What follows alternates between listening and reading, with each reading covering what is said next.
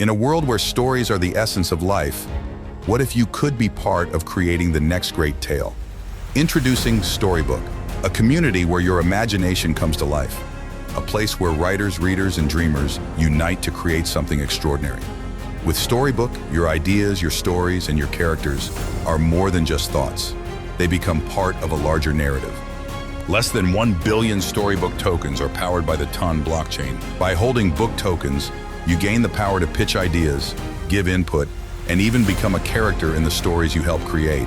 Submit your stories, collaborate with other talented writers, and see your work come to life.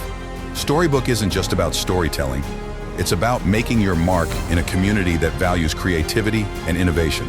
From anthologies to graphic novels, from films to community-driven magazines, Storybook is where your ideas take flight and where your voice is heard.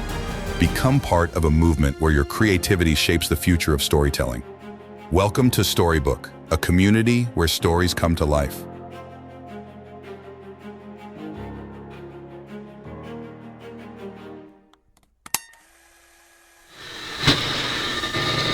This is Storybook Radio.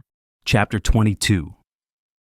Del stands paralyzed. The world around him appears frozen as he watches Phoenix's car vanish into the void below. The taillights vanish, swallowed by the darkness of the chasm, leaving only silence. His knees buckle, and he grips the edge of the bridge for support, disbelief coursing through him. The world around him feels unreal, the landscape stretching and twisting in ways that mock his sense of logic. "This can't be happening," he mutters, his voice barely audible. The stillness presses down on him, heavy and suffocating. Then, like a beacon piercing through a storm, the glow of taillights appears again. Del blinks, his mind struggling to comprehend the impossible sight before him.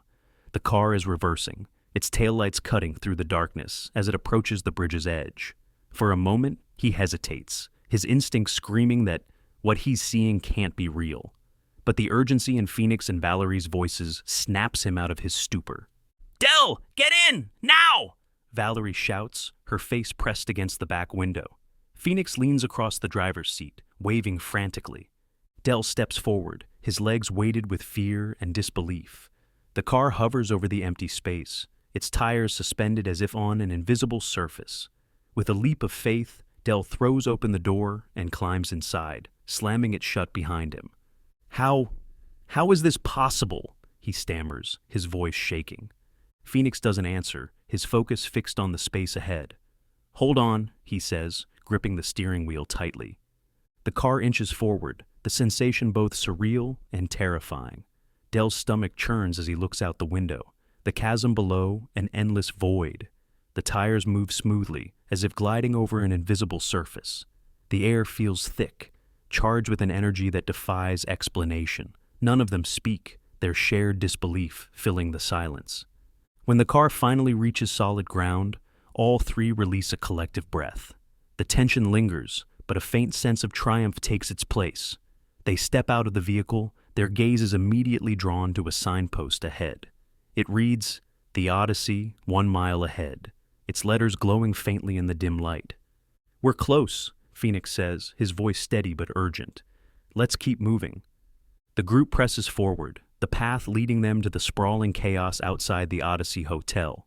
The towering structure looms above them, its glass facade shimmering unnaturally. A crowd of fanboys and self-proclaimed disciples gathers at the entrance, their voices a cacophony of praise and dissent. Some chant the omniscient's name, while others shout accusations, their anger and adoration blending into a chaotic symphony. Valerie surveys the scene, her expression grim. "How are we supposed to get through that?" she asks, her voice barely audible over the noise. Phoenix doesn't answer. Instead, he strides toward the entrance, his jaw set with unshakable resolve. Each step he takes seems to carry the weight of his frustration and determination. He reaches the glass turnstile door and begins pounding on it with both fists, the sound resonating like thunder amidst the chaos. "Let us in," he yells, his voice cutting through the commotion like a blade. "We need to speak to him." His strikes grow more desperate, the force of his anger palpable as the glass remains impenetrable, reflecting his own defiant glare back at him. Around him, the crowd pauses briefly, their murmurs rising in waves of curiosity and confusion. adding to the tension in the air. The door remains unyielding, its pristine surface reflecting his frustration. Phoenix's strikes grow more forceful, his determination evident in every movement. Valerie and Dell exchange a worried glance before splitting up to search for an alternative entrance. "Over here," Dell calls, gesturing toward a side alley. Valerie joins him, and together they examine the narrow passageway. The clock is ticking, and the weight of their mission presses heavily on them. Every second feels like a lifetime. Back at the main entrance, Phoenix's patience snaps. He storms back to the car and climbs into the driver's seat. "Get out of the way!" he shouts, revving the engine. The crowd scatters, their shouts of protest blending with the roar of the car. Phoenix grips the wheel tightly. His foot bricks as he slams the accelerator.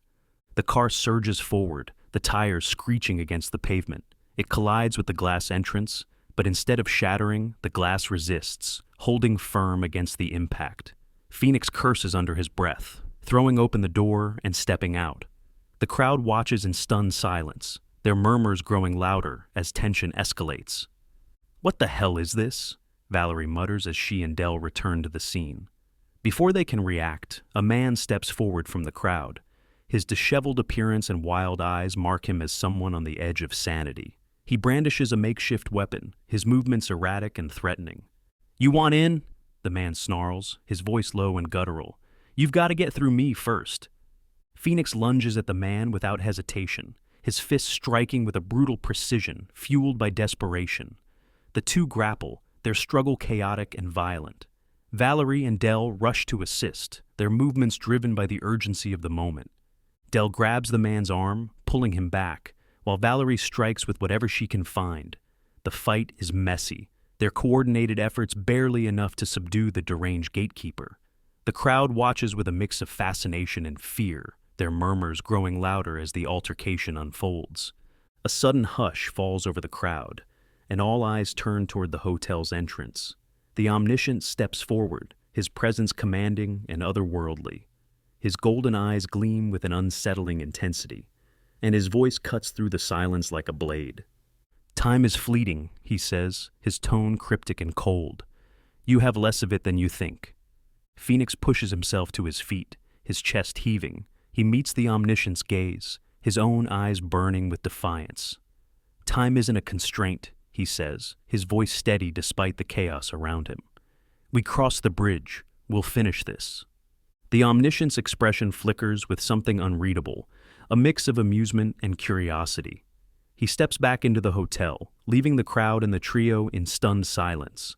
Phoenix, Valerie, and Dell exchange a look, their resolve solidifying. They've come too far to turn back now. "Let's go," Phoenix says, his voice firm. Together, they push forward, ready to face whatever lies ahead.